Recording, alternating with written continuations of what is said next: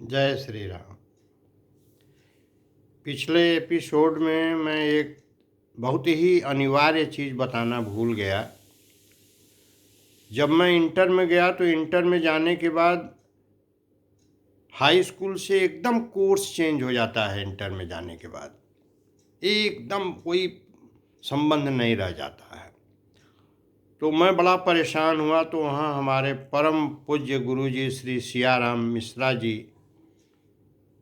के यहाँ मैं जाने लगा। उनके घर पर पढ़ने, उन बैच चलाते थे। तो चूँकि मैं अध्यापक पुत्र था तो निःशुल्क वहाँ भी मुझे पढ़ने का अवसर मिल गया था और उनके यहाँ मैं पढ़ने जाता था। उन्हीं के कारण मैं साइंस का विद्यार्थी बन पाया।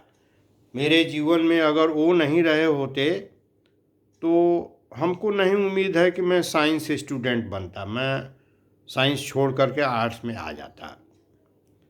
उसके बाद मैं जब इंटर निकल गया ठीक से बीएससी में, बड़ी विचित्र एक घटना है कि हमारे एक रिश्तेदार हमारी हाई स्कूल इंटर की मार्कशीट चुरा ले गए। वो बड़े विचित्र टाइप के थे। उन्होंने मार्कशीटें गायब कर दिया, लेके भाग गए बम्बई। उनके दिमाग में था कि यही नाम धारण करके मैं नौकरी पा जाऊंगा। तो अब बीएससी में एडमिशन की बात आई। मेरा बीएचयू में लिस्ट में नाम आ गया था, बीएससी में बीएचयू में। तो वहाँ एडमिशन के समय ओरिजिनल दिखाना ज़रूरी होता है। मेरा ओरिजिनल नहीं था, तो इसलिए मैं बीएचयू में एडमिशन नहीं ले पाया।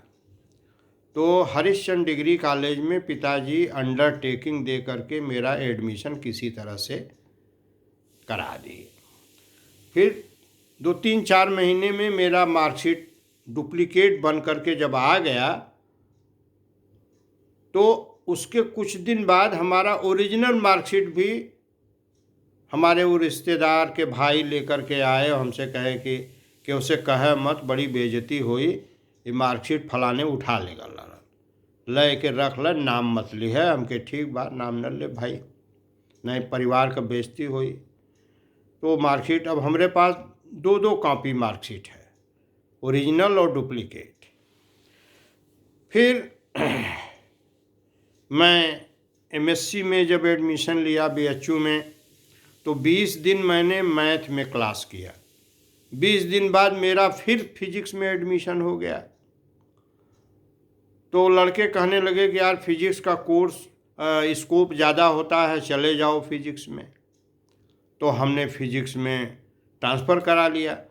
तब आदत वही पुरानी पड़ी थी, प्रैक्टिकल न करना पड़े। तो 2 प्रैक्टिकल वहाँ हो चुका था, और बीएच कर्व और पैरामैग्नेटिक सब्सिबिलिटी, ये दोनों प्रैक्टिकल हमने एक सीधे साधे सज्जन थे, उनकी कॉपी लेकर के हमने उतार लिया अपनी कॉपी में, और हमने वो प्रैक्टिकल मारे आलस्य में किया ही नहीं। तो मुझे हमेशा डर बना रहता था कि मान लीजिए यही 2 प्रैक्टिकल हम नहीं किए हैं और कहीं यदि परीक्षा में यही मिल गया तब क्या होगा। लेकिन हम रिस्क लिए, हम अंत तक उस प्रैक्टिकल को किए नहीं, कॉपी में लिख लिए थे। प्रैक्टिकल के प्रति आलस्य था।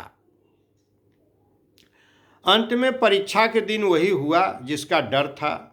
कॉपी जब खींचने की नौबत आई तो गुरुजी थे, मंत्री जी एक रहे वहाँ लेक्चरर, कहने लगे जल्दी करो जल्दी करो। तो हमने कहा कि गुरुजी कहें जल्दी करो, लाइन लगी है, जल्दी करो जल्दी करो। तो हमने कॉपी जब खींचा तो वही दोनों प्रैक्टिकल मिल गया।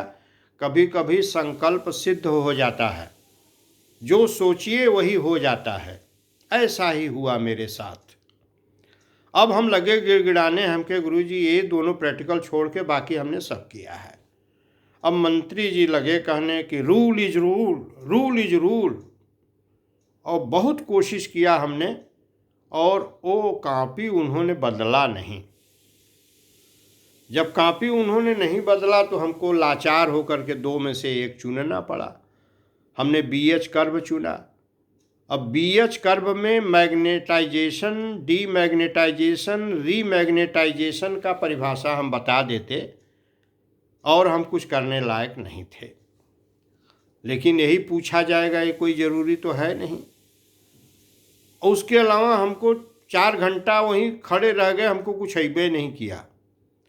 तो एक बड़े दयालु वहाँ प्रवक्ता थे, BN दत्ता साहब। वो मेरे पास आए, हमसे कहे ये बताओ दूसरा वाला कौन था? हमके पैरामैग्नेटिक सब्सिबिलिटी था गुरुजी। कहे वो क्यों नहीं लिए? हमके वो भी हमने नहीं किया था, यही 2 प्रैक्टिकल हमने नहीं किया था गुरुजी। कहें अरे उसको लिए होते तो हम भी कुछ बता देते, ये ससुरा तो हमको भी नहीं आता है।